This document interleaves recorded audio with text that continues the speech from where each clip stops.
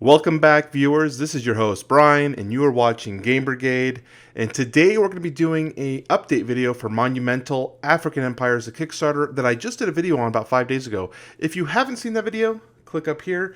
We'll have a link to that video, and then you can get my initial thoughts. But I do think this video is important in terms of an update because a lot of things have happened in the last few days of the campaign, and I think a lot of my initial issues with the game are kind of being addressed. So let's go ahead and dive right in.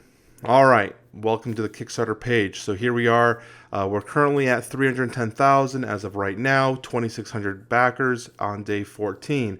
Unfortunately, I think the trajectory that Monumental is taking is a little more flatline than Funforge would like, which is unfortunate because it's a little interesting because I watched a lot of reviews on this game, and they're very highly reviewed. Like, the people are very much saying that this is a great Civilization game. And if you've been watching the channel, you know I've been looking for a Civilization game. And a lot of the complaints were regarding the length of time. And personally, I feel like a game like this would be really good like 4 players. And that's where I want to be. And people are like, awful 4-player game. So I'm still iffy on that. But we do have some changes. So I'm going to go ahead and go through those real quick and discuss what Funforge is doing and how I think this is an improvement for the campaign. Okay, so we're going to go ahead and take a look at the first major change, and that is Classic Edition is being brought back to the game. Now, there is a caveat with this, and they said that they need to make at least 1,000 copies of Classic Edition games or token or mini-list games to make this financially worth it. I don't know if they're going to reach that goal. In fact, I'm curious here. I mean, you got one backer here for Lost Kingdoms. You got this is 82 here. I mean, they don't really have as many. Here's the standard version. I mean, you got 1,500 on the standard, and then we got 32. So they're not doing as well. So basically, a lot of people were complaining that there was no Classic Edition for African Empires, and this is a valid complaint. In the first campaign, they had mini-list version of the game where you can get tokens of everything.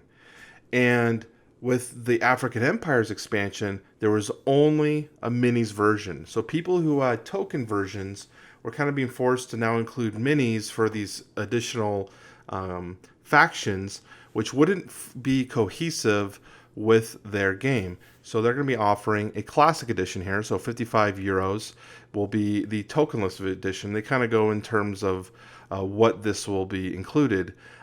But they are also including an option to be able to back buy the original Monumental as well as the Lost Kingdoms,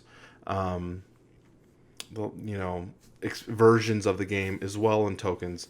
So it's kind of interesting that they're doing that. I'm wondering, they had an update regarding how many they need to do, which was 1,000 units, and that they will not be throwing these units in the trash. So I'm curious what will happen to this campaign if, let's say, they only do 300 Classic Edition orders. What happens? I don't know. They said that they would be working it out with those backers, but that they will not be throwing stuff in the trash. So I'm kind of curious what the end game plan with that. Additional change here that's just interesting is that when in the original video I mentioned that one of the biggest drawbacks for this game was that they were not going to allow you to back the core game individually. If you wanted the core box, if you missed the first expansion, you had to buy African Empires to be able to buy the core box. That has now been errated and changed as well. So in fact, they're going to allow you to buy any of the expansions, and so you can see right here, Core Box Classic Edition, Lost Kingdoms expansion box. These are things that you can now buy individually if you're just wanting that one item that you missed the first time. I did mention that I felt like the reason they chose to not do it this way originally was because of ease and cost effectiveness. But again, it doesn't make sense in terms of a Kickstarter when you have a Kickstarter exclusive item and you're not offering people who missed the first expansion to be able to or the first wave to pick up the first game, because sometimes you don't want the expansions, you just want the original game that you missed. And so this is great that they're adding this back.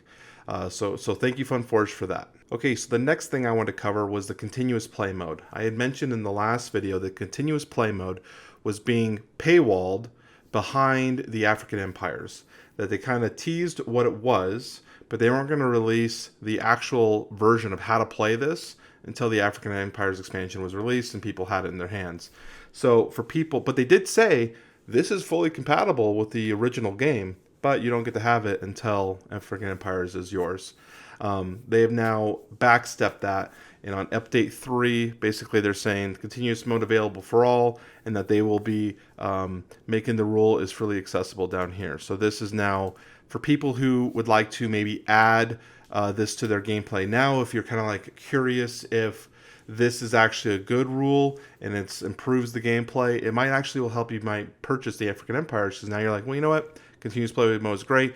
This game's more viable now for longer, more larger gameplay, so we can go ahead and buy African Empires now because now we want to add more to our game. So I'm glad that they took a step back and they said, okay, we're going to not paywall this. We're going to go ahead and add this for everyone to be able to view in the FAQ. Okay, so the final thing that I want to talk about was the Monumental FAQ. They have gone ahead and update 10. They basically released the French and English versions of the FAQ. And what I love about this is it gives us a chance to take a look at the FAQ and any questions you may have in regards to how this game plays, how specific rules interact with one another, how each expansion interacts with one another. They have it all listed here. I have played so many games that don't include a very solid FAQ, which just makes the gameplay just awful. So I'm really glad that they've gone ahead and added this. And as more people ask questions, they update this regularly. So really, really good about that. I love that they did an English and French version for this, which is common for them to do French because this is a French-based company. But still, the fact that they are looking to everyone to make it very clear and more diverse group of people to have their information is really good. So I appreciate that. So let's go ahead and make my head a little bigger here. What are your guys' thoughts? Do you think these changes have gone far enough to make you think about back in the game? I know they're kind of struggling to gain the momentum that I think they lost early on with some of these early decisions. Was it too late? Did they do enough? I personally think they've gone very far in terms of making people happy, maybe too far. I don't know if doing the mini list version, the token version, is a good financial decision. And I don't want to risk the fact that the campaign could fail because of them, floundering and trying to do too much.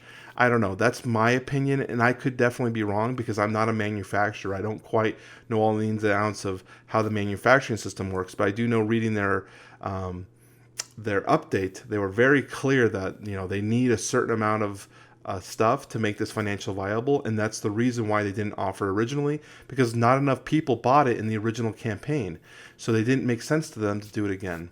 So hopefully it makes sense, and hopefully enough people go ahead and back those specific versions to keep this game moving right along. I will say, from everything I've heard, the minis are not necessity. Like, they're fluff, it's overproduced, and the game would probably be just fine with tokens. So if you're kind of on the fence and maybe you don't want to spend as much money, the tokens is a great option for this game. The art, everything else about the game is beautiful, top of the line. So I think you'd be missing out if you decide to want to skip on this game. So this was my update for Monumental. Hope you guys enjoyed it. I'll go ahead and post this as soon as I can. Probably going to be going up around Sunday at 6 a.m. if you're interested. Today's Saturday. If you're new to the channel, we do these reviews and previews every once in a while. We try to do at least 2 to 3 videos a week. If you enjoyed it, please remember to subscribe, like, and give us a comment. I always try to respond to all the comments. It helps me make these videos updated for you. All right, talk to you guys soon. Bye-bye.